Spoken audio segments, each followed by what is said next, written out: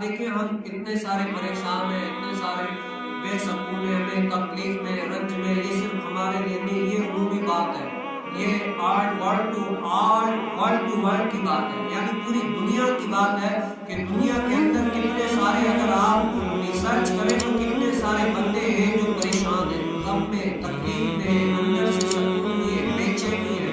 اگر آپ دیکھیں نا تو بہت سارے، تو ایک بزرگ نے کیا خوب بات کہی کہ دیکھیں جو بندہ پریشان ہوتا ہے نا، کسی تکلیف میں ہوتا ہے، کوئی اس کو پریشانی لاحق آ گئی، ایسا مصیبت میں جکڑا ہوا ہے، تو اس بندے کو اللہ کے قریب اور زیادہ ہونا چاہیے۔ کیا ہے؟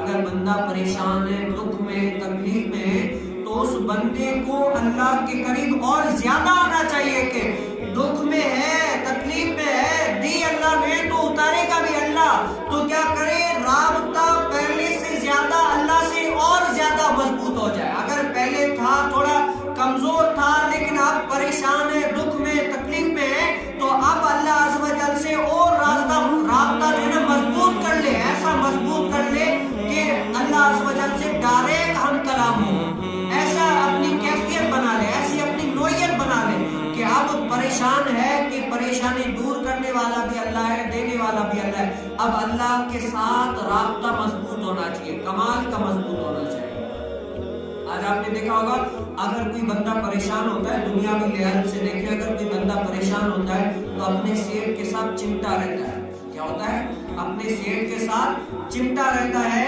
تاکہ وہ سیٹ جو ہے نا اس بندے کے اوپر ترس کھائے۔ کیا کھائے؟ ترس کھائے، اس کے اوپر جو ہے نا اس کو ترس آ جائے، کچھ نہ کچھ اس کو نواز دے، اس کی پریشانی جس طرح دور ہو سکتی ہے وہ کوشش کرے دور ہو جائے۔ تو وہ آپ نے دیکھا ہوگا وہ بندہ اس سیٹ کے ساتھ چمٹا ہوا آتا ہے، آگے پیچھے دائیں بائیں، یعنی اس کے ساتھ چلتا پھرتا ہے تاکہ میری مصیبت یہ سیٹ دور کرے۔ یہ اس بندے کے ساتھ اس کا اعتقاد پختہ ہے۔